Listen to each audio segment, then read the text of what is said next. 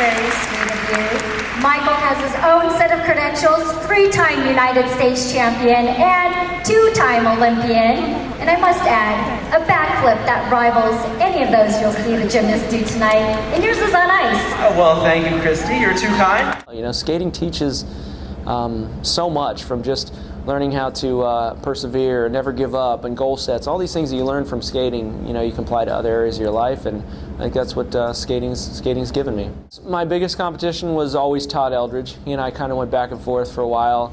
Timothy Gable in 2002 was also a big competitor, but internationally it was me always going up against the 2 Russians, Evgeny Plushenko and Alexei Agudin, which were basically like robots. I mean, those guys performed every time you knew you were going to get the best out of them when they hit the ice, so it just made all the other skaters better. At that national championships in Philadelphia, I was trying a quad Lutz, which was a quad that nobody had ever landed in the world, and it was the first jump in my program. And because it was kind of a little bit of both. I really wanted to, I'd never made an Olympic team at that point. So I wanted to make the Olympic team. That was my number 1 goal. And then my number 2 goal was to be able to land the first quad Lutz.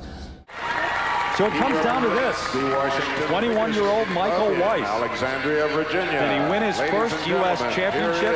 There's certainly a chance, and also a chance to make history. Attempting the quadruple Lutz. No one's ever done it, and no American has ever pulled off a quad jump. Remember, the quad Lutz, a long back outside edge, a toe pick, 4 revolutions, and a landing.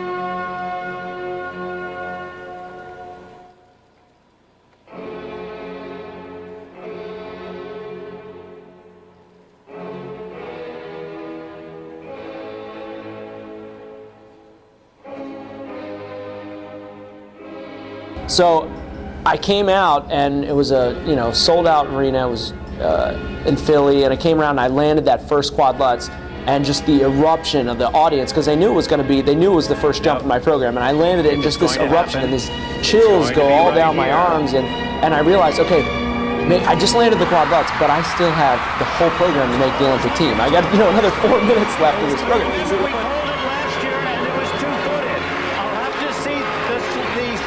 On that, but it looked awfully good. So I had to focus and regain my composure, and I had to land, my 2 triple axels, and the whole rest of the program I had to get through. So when I finally finished that and I realized that I made the Olympic team, I mean, that was just, that was my number 1 goal. And then to find out later that they went back to instant replay and they did slow motion, they showed that I 2-footed the landing. I mean, it wasn't really a bit. I landed the jump, I gained the experience. The experience was that rush and that adrenaline, that amazingness, and everybody thinking I did it, and I made the Olympic team. So, and that was one of my favorite moments in skating for my career. So it was a unique day.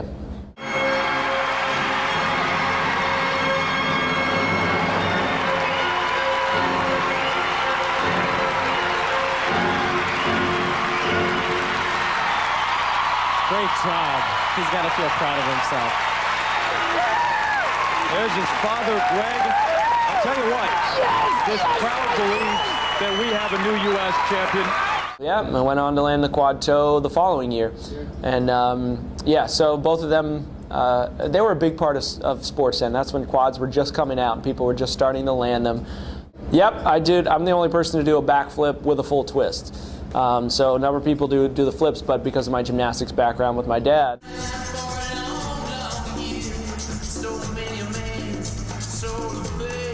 Kijk eens, een salto met een schroef erin. And actually, he taught Scott Hamilton his backflip. My dad did, and then Scott wanted to learn a backflip with the full twist. Worked on it for a few weeks, and then he basically said, he's like, you know what, this is too crazy. It's too dangerous. I'm not going to try it. And that's when I was young. I was probably maybe 12, 13, and my dad would hand spot me through the backflip, the tornado, the backflip with the twist, and just to show Scott, and he would kind of demonstrate. But I couldn't do it myself yet. And then, sure enough, as I got older, when I was about 22, 23, it was actually a funny story. I had a number of the skaters in town for a show at my house, and I had a trampoline. We brought it out, and I can do it on the trampoline pretty easily. And I started to do the tornado, the backflip, full twist, and all the skaters. Actually, Elvis was one of them who's here in this show. And he's like, oh, you got to do the backflip. You got to do that on the ice. You got to do it with the twist on the ice. That's when I started thinking about it. I'm like, you know what? I am going to start working on it more. So I took a whole summer and I just started focusing on it. And we got it done. And then I became the first person, only person ever since.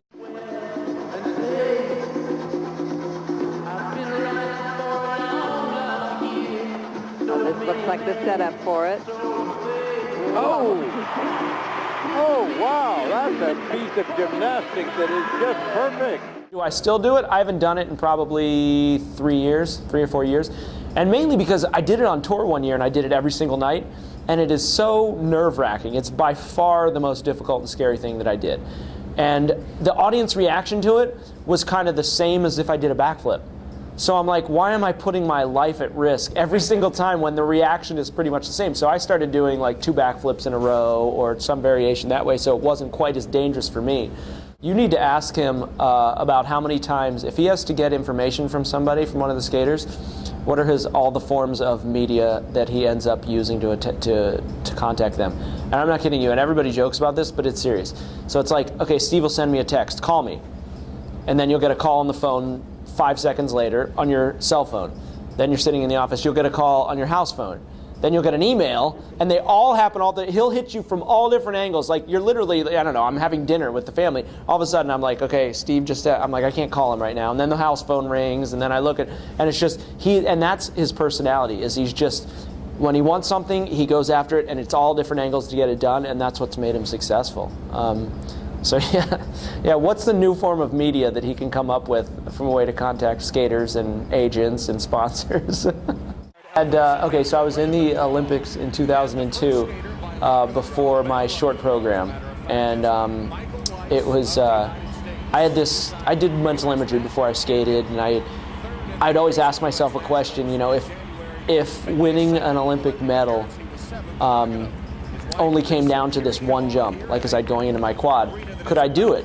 And the answer in my mind was always absolutely. Like if you just said go land a quad toe, that'll win you an Olympic medal, could you do it? Well, sure, just give me, and then I do that going into each jump if it meant triple act. And so anyway, so long story short, I'm skating out to the middle, and you know, I'm doing this in my head, and he knew that actually. I had the conversation with him. So, you know, I'm going to my starting position, it's like dead silent in the audience, and you hear like down the front row, and Steve's like, absolutely! You know, and I had a little bit of a smirk on my face because, you know, you're focused, but it kind of breaks the ice. And did I land it? Absolutely. I landed the combination. I skated well. So it was that was a funny experience. And, you know, that's totally Steve. Loud, outgoing, boisterous personality. And I was glad he was able to share that moment with me. It's cool. Completely focused. He came out for this morning's practice, warmed up quickly at 7 o'clock in the morning, and just whipped off a quad toe, triple toe right here. Quad toe, little two-footed, double toe.